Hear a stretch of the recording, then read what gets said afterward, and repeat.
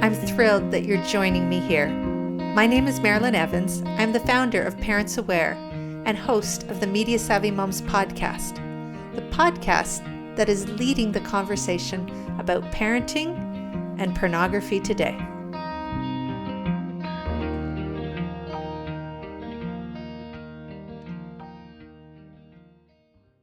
When we have a child that is really struggling with pornography or any other big issue, it's very easy to feel lost in who we are as an individual.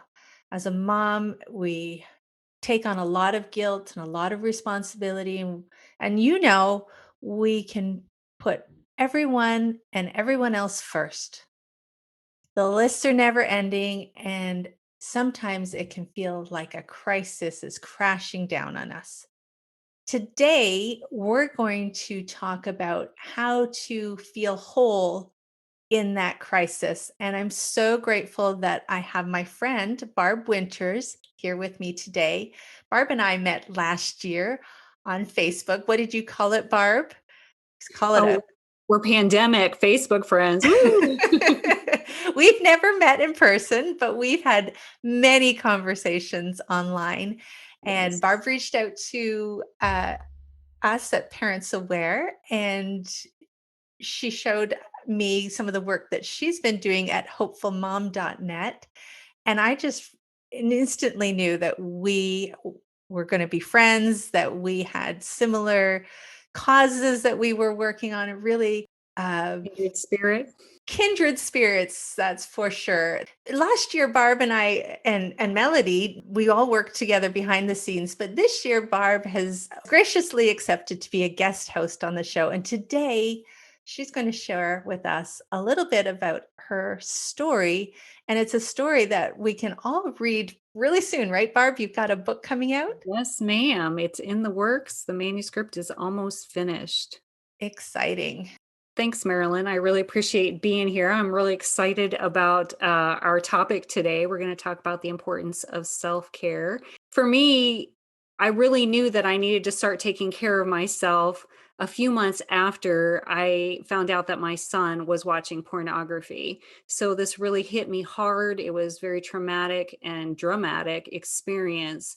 And probably, like I said, a couple of months after learning of this addiction, I began to feel on edge. I was agitated easily.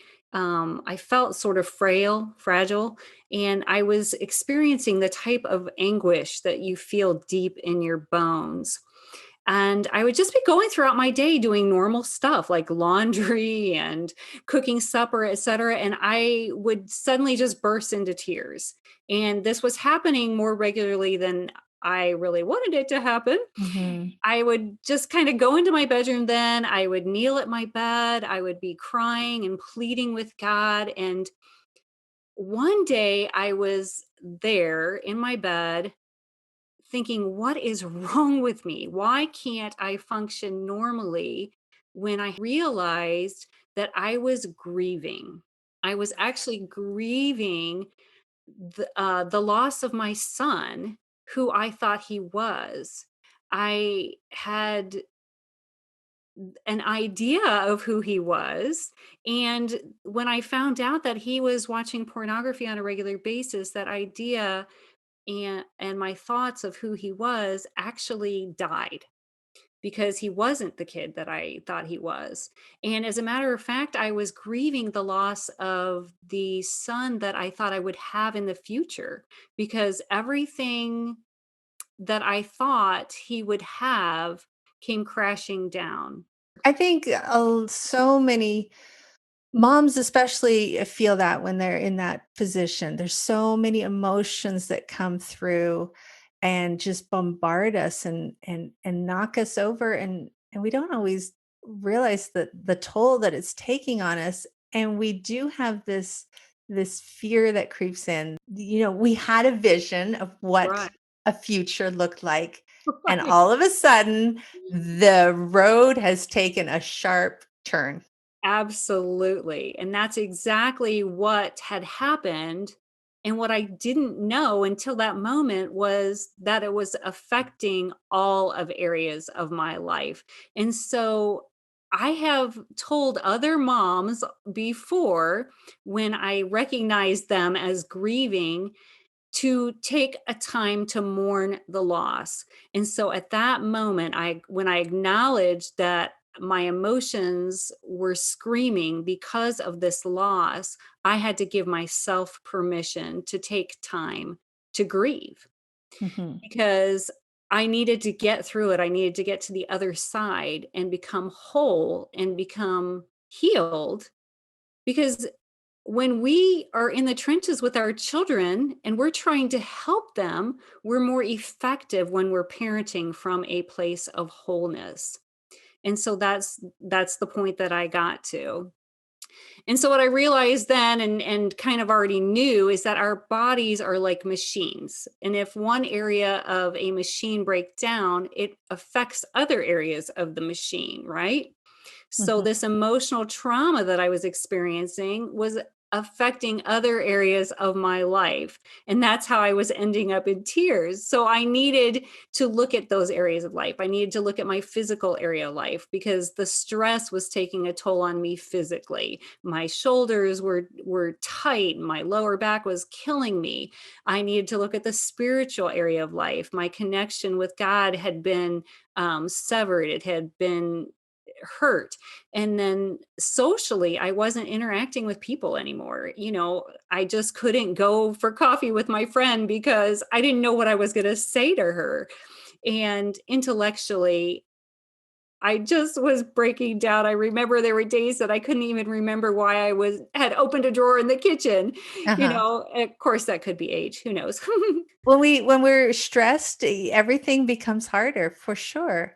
Yeah, absolutely. And they're all connected. So I needed to look at that, and I needed to take a minute and decide that self care was important in my life, because when I take care of myself, then I can take care of my kids better. So that's what we're talking about today, right? How do we take care of ourselves? How do we prioritize self care, especially when our children are in crisis? So we want to look at the self care in various areas of life. Yeah. And just before we do that, we have, one of our very first episodes on the podcast was put on your oxygen mask first. And so we have discussed self-care, but we're really focusing on these three main areas today: this physical self-care, spiritual self-care, and social, is that what we called it? Social Yes. self-care, social and emotional self-care. And just before we jump into the first one, I want to go back to that idea that when a child is hurting because of pornography, it really does have an impact on the whole family. And Absolutely. Yeah. I I've interviewed some parents who've gone through some pretty traumatic uh, experiences with their kids, and that's one of the questions that I kept asking, like, how did this change your day-to-day experiences? And you talked about the grieving the loss, and I just want our listeners to know that your son is still there. Your son is Oh, still absolutely. with you. Yes. It's the loss Yes. of an idea, Right, exactly. and you and your son have a wonderful relationship. Oh, So yeah, he's fantastic. One of my favorite people. Thank you, Marilyn. That's pretty important because, yeah, we do typically connect grieving and loss with a death. And I had experienced a death, but it was not a real physical death. Yes, it was the death of an idea, just like you said. I just want to talk about physical self-care in a broader scope right now, and I and what I went through at the end of 2020, and all of us grieved a loss in 2020. We Oh, grieved yeah. a loss of something we can hardly even put our finger on, but we know that the world wasn't the same, and we had to get through a really trying time. And we're still going through it. But I noticed that I worked very hard last year, and I had a lot of projects on the go, a lot to do with the podcast and with the organization Parents Aware, and my physical self-care went to pot. It was lacking, and I didn't realize it until January 1st, and I like to do kinda year goals. And I went back to my goals at the beginning of 2020, and I saw one of my non-negotiables was my physical self-care, that I was going to promise to eat well. I mean, I know we all do that. We all make these resolutions, but this was I felt deeper than that. I was really making it a habit to exercise, and I'm not talking about big workouts. I'm just talking about walks and yoga and Mhm. putting good food into my body. And by the end of 2020, I realized that had gone, and I wasn't sleeping well at night.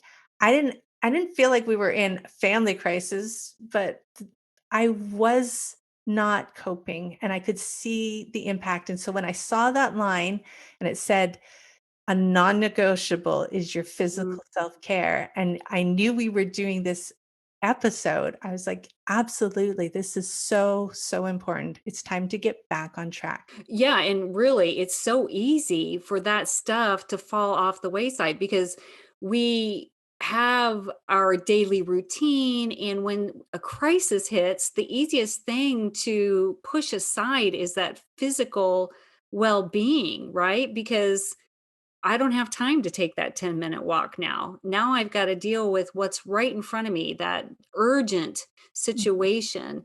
And when we have that urgency, then we think, oh, these things that we do regularly, that's no big deal. I can pick that up some other time. But that's not as easy as it sounds. So it's important for us to prioritize it. Like you said, make it an absolute non-negotiable. And mhm, I feel like in the physical area of life, it's important to get proper sleep. It's important to eat well, and it's important to exercise. You mentioned not being able to sleep, and that was kind of what was happening in our house at the time that I realized we need to get back to taking care of ourselves after this traumatic experience had happened. People were up in the middle of the night, and it wasn't just me. But I couldn't sleep well thinking what is going on in my household. And all of us kind of came together as a family and decided sleep's important. We need to figure this out.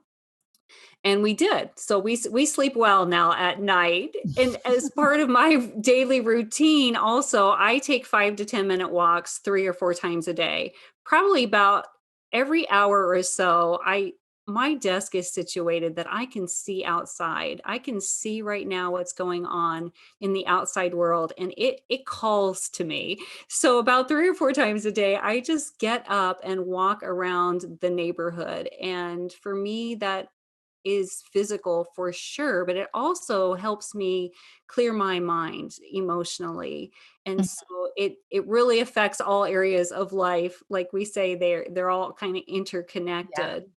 Well, Yeah. we're gonna just jump into that briefly, but before we do, Yeah. it's so easy to say that we should do these things, and it's so Mhm. easy to say that these are non-negotiables, but I think we want to stress how important it is to get in these habits when life is kind of going okay, but to have these mechanisms so that when you hit a bump in the road or a sharp turn, they don't just fall off and you don't lose that Right. physical self-care. So what are some ideas that you have, some hacks to get this done? You said you take 5 to 10-minute walks each day, Yep. but Yeah. how do you know that they're gonna get done? Like, for me, it would be, "Yeah, that's great, but Yeah. I just lost my 5 to 10 minutes because my one project ran into the next." So how do you Yeah. ensure it happens? Yeah. Well, I schedule it in. And I've heard of others who set their alarm on their phones. So that is important. And that's a cool hack, I think, is to just set your alarm for every hour or every 2 hours and either stand up and move around or go for that quick walk, whatever it is. So that's my idea. Yeah. For me, I can't leave it till the afternoon. If I'm going to do my yoga, it's gotta be done before I get out of my pajamas. And, okay, confession, that sometimes is the afternoon, but but I really have to do it first thing. And it just has to be that non-negotiable where it happens no matter what. I think it's mindset. It's really a mindset that this is important and you do it. Absolutely. Yeah. All right. So you talked about going on a walk and how that overlaps into spiritual self-care or other areas of self-care. So let's talk about what spiritual self-care is. You hear people say I want to connect to my spirituality, but and that can mean something different for everyone. So if I'm looking at it different for everyone, what is common for everyone at the same time? And Mhm. I thought about it in terms of connecting to your truest or your best self. And there's so much that comes at us every day that is a distraction. I talked about those lists at the beginning, those responsibilities, those things that are always calling us, and those are all good and important things, but sometimes we get so caught up in the list that we forget who it is that's performing that list, and that's us, that's as an individual. And so how do we cut through the noise, and how do we be guided to do better and to be better? And I really think that that is spiritual self-care, for looking at the best that life has to offer us. It is different for each one of us, depending on, where you are in your spiritual life. And for me, what that looks like is meditating on God's word, is praying every day, it's attending church, it's listening to music. And so, yeah, each person has to decide, how does this fit into my life and my belief system? So what are your favorite ways to take care of yourself spiritually? Well, like you, I do love to go to church, and I have definitely relied on prayer. But as I was searching into different ways to express my spirituality, I realized I do a lot of things in my day to day that I hadn't ever really considered as spiritual self care. And some of those favorite things for me are going on a walk. And I don't just go on a walk for my physical well being. I know that I have to go to get things moving, but I honestly go on a walk because I want that solitude as well. And sometimes I love to walk with my husband. Sometimes we do family walks, but sometimes I'm like, no, nobody else is coming with me. This is my personal time to just kind of connect to my own soul. Yeah. And that can be walking around my neighborhood, it can be walking through the forest, um, but it's my time, and it's for me to reconnect to who I am and to listen to that inner voice, and get inspiration and thoughts for my day, and to remind myself that there's a person in there. That's Mhm. one of the ways. What about you? Yeah, that resonates with me. When I go for walks, I'm just marveled at nature and how it was created. And so there are times where that definitely is a spiritual connection for me. I can see God's glory in everything that I'm um connecting with out there. So that's I love that. Now, you might not have considered decluttering as spiritual self-care. You might have just thought, "Oh, that's housework." But but it's kind of mindset, I know I feel much more at peace when there aren't, piles of stuff everywhere. Oh, Like, my office is gonna have piles of stuff, but when I go through my front hall on a day that I've cleaned the house, I feel so much more at peace than on the oh day I yeah. haven't. Yeah. So, but I think there's something about the decluttering. And if you take that, not so much in your physical environment, but you can declutter the noise that comes at us. I mean, this is media savvy moms, right? Mhm, We're right. always taking in media around us. And I've done a media fast. Have you? I think I've tried, but I'm not real good at it, I have to say. So my when my phone dings, I am really like tuned into it and desperately want to pick it up. So I can't say I'm real good about ever having done that. Okay, so, I am a slave to my phone as well, but I know one time my kids were challenged to do, a media fast for a few days, and I thought, "Well, I need to be on social for work, but I was finding myself caught in this routine of just watching a bit of mindless television every night, and I thought, "What would Mhm. it be like if I took that out for just a few short days?"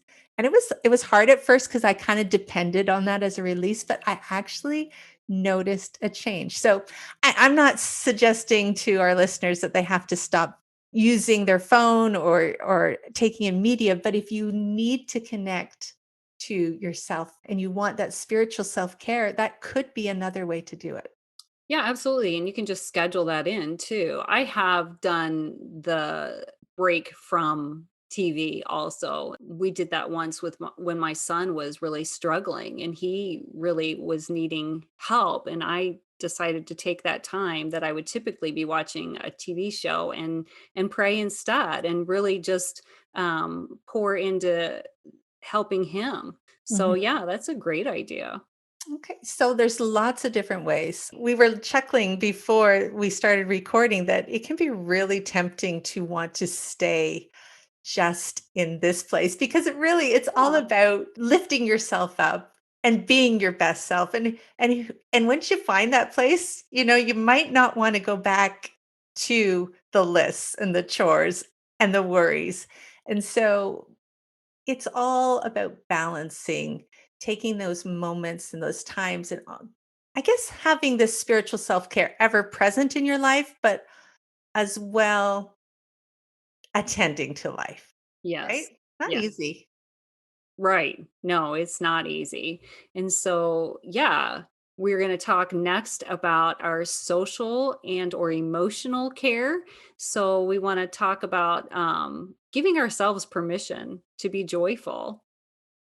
So Mhm, in the social area, we chatted a little bit about how we could break this down into two different areas: socially connecting with someone that can help you, so deal with your own trauma, and then socially connecting with others to have some joyful moments. And so, I know in my life that when I found out that my son was watching pornography and how pervasive it was in our home, I tried to find help.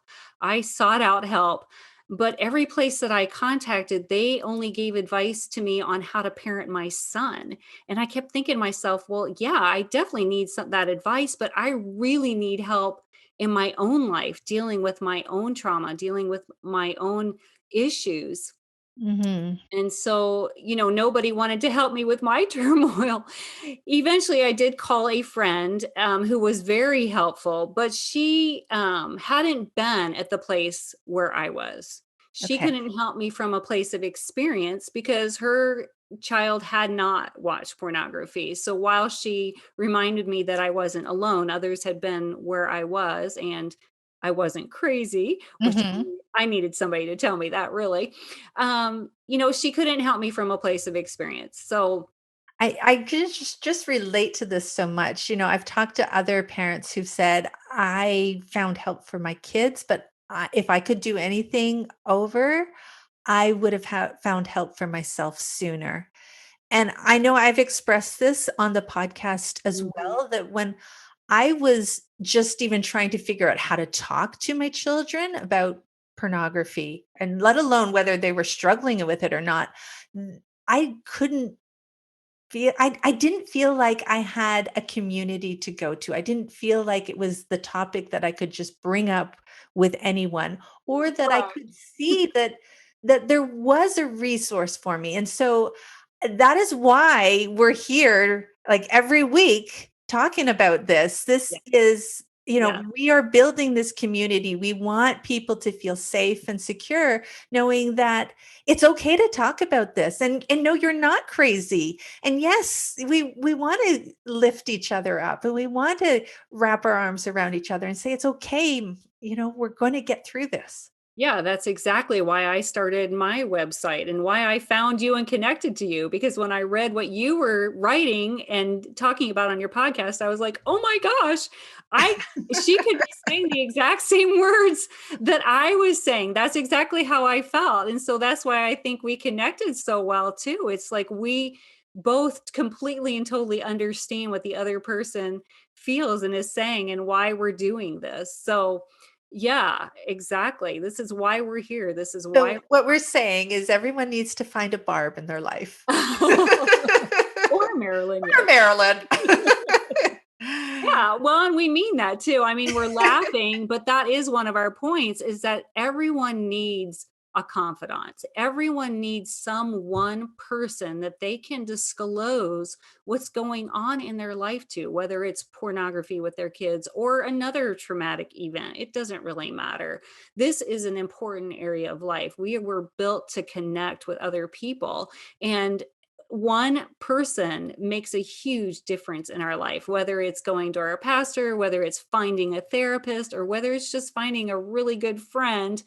That's such an important thing for us to have in our lives. Oh, I love it. I do love that. Thank you for saying that. Mhm. Um, and then there's also times where you just need to, or you just want to set those worries aside Absolutely. and Yeah. and Have some be fun. social and have fun and Yeah. feel joy because not believe it or not, if you're going through a lot of trauma right now, and I don't want this to sound trite, but there is a world out there and it's joyful and it's happy and it's there for you and you can still laugh and you can still go out with your girlfriends or your spouse and have Right. a good And that's time. healing. It's really healing to be out able to lay your worries aside for a few minutes and laugh and enjoy life. And the other person that I think you can do that with is the child that's struggling. Oh, yeah. You Yeah. wanna find ways that you can connect apart from the struggle, like, if there's, movies that you like together, then watch them together, laugh together. Uh, can't go out to the shows these days, but, you know what I mean, like, do Right. something, cook, bake, We like to play games at our house. We do a lot of board games or um, just Jackbox. Have you ever heard of Jackbox? It's a uh-huh. Oh, yeah. okay, I'm great. Yeah, we terrible. like to I'm do terrible, terrible, that. terrible Terrible at too. it. I'm terrible too, but we laugh a lot while we're playing those games. Very good. Oh, this is good stuff. So, just to recap, it's never too late to start taking care of yourself. We are better parents when all areas of our life, the physical, the spiritual, the emotional, the intellectual, which we didn't really talk about today, and the social, when they're all functioning. That might seem like a big list, but just focus on a few little things and you'll discover a lot of joy. Absolutely. So we do have a challenge for everyone today, right, Marilyn? Yep. And the challenge is to take an inventory of your life. So look at each area of your life, these five that Marilyn just listed for us: the physical, spiritual, emotional, intellectual, and social, and evaluate each one how well you're doing. You could even use a scale of 1 to 10. And then pick one or two areas because we don't want to overwhelm you. Just pick one or two areas that need help and set some short term goals and some long term goals in those areas. And one of the areas that we find really important, like we said, was to find someone to talk with. So if you don't have a confidant yet, we challenge you to please find someone to talk with and be sure to connect with Marilyn and me through social media also. Great. And one more thing, if you are listening to this episode before February 27th, then you'll want to know that Barb and I are presenting a live virtual event together on that day. So 11 a.m. Eastern Time, Saturday, February 27th. And our topic is My Child Was Exposed to Pornography. Now what? And we know it's so easy to think, not my kid, but the truth is that porn targets all kids. And discovering that your child is vulnerable to one of the most common online traps is terribly frightening as a parent. It's difficult to know who to turn to for support and answers. Most parents really do feel alone, but it doesn't need to be that way. We know that. We are parents raising kids in this same media saturated world. We should be able to draw on one another's strength and find answers together. And that's what this live virtual event is all about. Barb and I will be sharing from our personal experiences as well as what we've learned after years of interacting with amazing parents like you.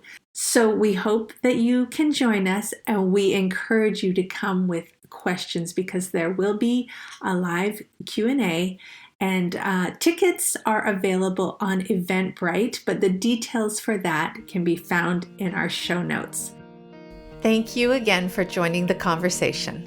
If you'd like more information about what was discussed in this episode, visit our detailed show notes at parentsaware.info. And if you simply want to follow us on social media, we are at Media Savvy Moms on Instagram and parentsaware /Media Savvy Moms podcast on Facebook. Until next time, keep talking.